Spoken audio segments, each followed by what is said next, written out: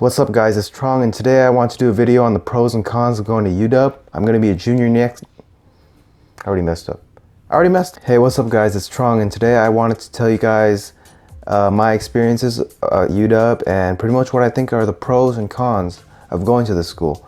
So, the University of Washington, the pros are that there is overcast weather. I know you guys probably didn't think this would be on the pros list, maybe on the cons, right? But actually, there is a pro to this. It's that it's never too hot, it's never too cold, and you have a perfect excuse to stay inside since everyone else is doing it, so you won't feel as guilty for staying inside and watching movies rather than going outside and socializing. And yeah, a lot of people in Seattle don't socialize anyway, so you'll fit right in. There are plenty of housing options, whether you choose the dorms, whether you choose studio or an apartment, or Greek system. It has one of the largest Greek systems in the Northwest. I think there are around 30 fraternities and a bunch more sororities, so whatever you choose, I'm sure you'll find the right fit for you. If you end up don't liking it, you can always switch next year, which is what I did. I lived in the dorms my first year. I loved it, but the food sucked. So next year I moved to a studio. That was great. I got peace and quiet, but it did get kind of lonely. But yeah, there are pros and cons to everything, but that's pretty much the basics of it. You just go with one and then you move next year just so you can try as many things as possible, see what works for you.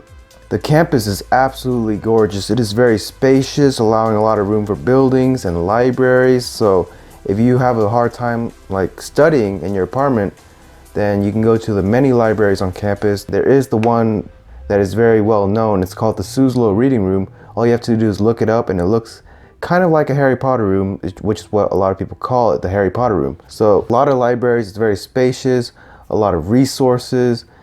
And the campus itself is also just gorgeous, especially in the springtime when it's sunny and the cherry blossoms are out. Yeah, it is a sight to see, but it's a sight to see. So there'll be a lot of tourists and you're gonna have a hard time going to your classes just because of all the people that are surrounding the quad. And so if you wanna get to class, you're gonna have to walk around a lot of people. So that is kind of annoying, but it's beautiful. So I mean, like, University of Washington is located in the central Seattle area. So it is very urban and there is a lot of opportunities, especially since it is a good school with good departments. There's a good computer science department, there's good medical department, and there's good engineering departments. So if you go into those top dog majors and do well, then you'll have no problem finding a job because, like I said, it's in Seattle with those big companies. There's Microsoft, Amazon, Google. So you'll easily find a job. It's not like it's located in the middle of nowhere. So it's a very good place for networking. So just do your studies, go out and connect with these companies and ask around and go to internships, and you'll find a job very easily. So there are also a lot of people. There are a lot of people, meaning there are a lot of social opportunities. There will be plenty of clubs on campus. There will be plenty of fraternities, so you can join brotherhoods. You know, it is a big campus, so you can feel a little lost, and it does get overwhelming, but then you join some clubs and the campus just feels a lot smaller. You connect with a lot more people.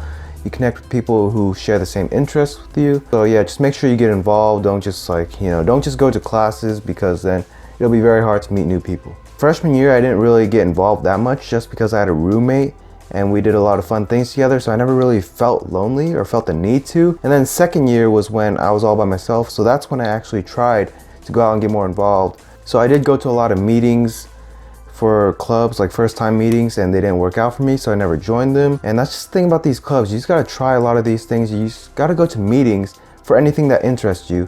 And then you can decide from there whether or not it fits within your schedule and whether it's something you might be interested in. And I also tried joining a fraternity, and yeah, none of it really worked out, but I mean, they gave me great experiences, and I would have never known that had I not, actively went out and sought out these opportunities. And there are many Asians. I believe it is around 40% Asian, UW is.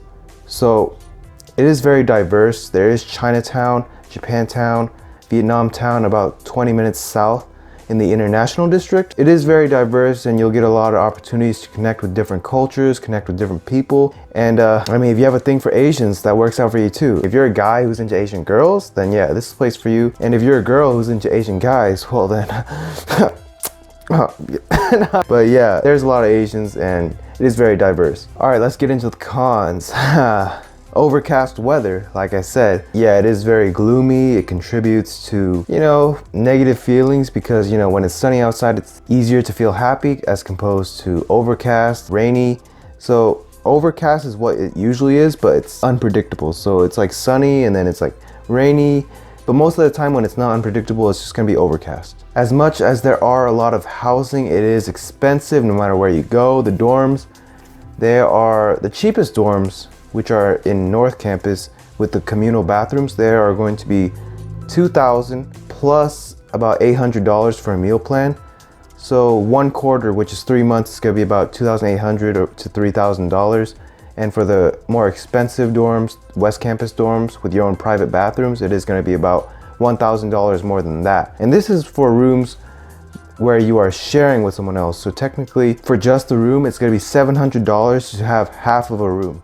So yeah, it is, I mean, it is close to campus, so location means everything, but at the same time, that is still pretty expensive. But it is one of the more cheaper options considering it is close to campus. And for apartments, it is in the Seattle area, so if you're getting anything near the University of Washington, then expect the rents to be really high, unless it's a very, very bad apartment or it's one of those old, really old apartments. The school is very difficult. The University of Washington, it is considered a public Ivy League school. The courses are very rigorous, and I mean, if you're not ready, it just piles on you very quickly and you can get overwhelmed. And in terms of the difficulty, it is very competitive. And there are a lot of Asians, a lot of whom spend most of their days in the libraries. And so yeah, it is very difficult to compete with that. And parking, I don't know who brings their car to UW because they are insane, okay? Anywhere you park, wherever you live, it's gonna cost you money. And then wherever you decide to go with your car, it's gonna cost you money to park there, which I don't know why people even do that, because one, you can walk to a lot of places, and if not, you can take the bus, because with tuition comes free bus fares. So if there's somewhere you really need to go that occasional moment, then just take an Uber or a Lyft. Honestly, there's really no reason you would need your car.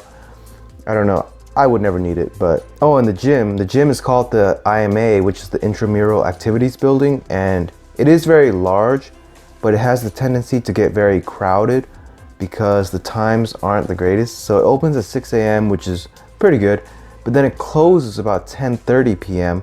So there's a very narrow time slot, meaning each time will be busy, rather than if they space it out to, let's say, like 12 a.m. And I know like a lot of people wouldn't need to go to the gym that late anyway, but when you're a student, you do get very busy. So sometimes your days are just filled all the way up until nighttime, and you don't get back until, let's say, 10 p.m. And you have only about 30 minutes left until the gym closes, but it takes you 30 minutes just to walk there. So you have to skip for the day, but that wouldn't have been an issue if they just held it out until, let's say, 12 a.m. or even 11:30 p.m. There would have been so many less rest days for me last quarter had they just done that. And yeah, with all of this comes a very big issue. It is feelings of depression, just because all these add up, the pressures, the anxiety, just the bad weather, all this can add up and it can leave people feeling quite depressed. Especially the weather, it contributes a lot to it. And so yeah, you do have to take care of yourself up here a lot, otherwise you are susceptible to these negative emotional impacts that they leave on you.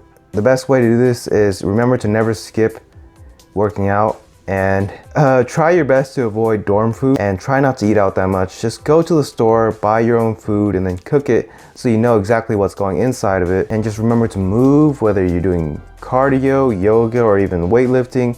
It will activate chemicals in your brain to make you feel a lot happier, and when you move, it just gets your mind off the stresses of everyday life. So I do recommend go to the gym at least, I would say 3 times a week, at the very minimal 3 times a week. And in terms of Seattle freeze, if you've never heard of it, it's pretty much used to describe that people in Seattle don't really like to talk to others. They're very antisocial. People don't really like socializing with people that aren't already in their friend groups. So if you want to make friends with someone, chances are you're gonna already have to be their friend to do that. And then in terms of people being non-confrontational, okay, if someone has a problem with you, chances are you will not hear from them, okay? You will hear from someone else. Sometimes I wish people would be more straightforward with me, but I do understand it is sometimes scary or, you know, nerve-wracking to tell people things, and not everyone likes to do that. So yeah, I do understand, but I'm just saying that is one of the things about Seattle, is people are gonna be like that. So if you don't like people like that, I guess that is a con. I know that was kind of a lot to take in, so if you're deciding whether or not you want to go to the University of Washington, I recommend weighing out all these options carefully and just really deciding whether or not the environment, the school, the city, whether or not all of it's for you. Because yeah, there were a lot of cons, but at the beginning of the video, remember there were a lot of pros as well. The good times, they make you happy, but the hard times, they make you stronger and they make you a better person in the end. So I definitely do think you guys should consider more of the cons as a good thing rather than just as a bad thing. And I think it was the best decision I ever made.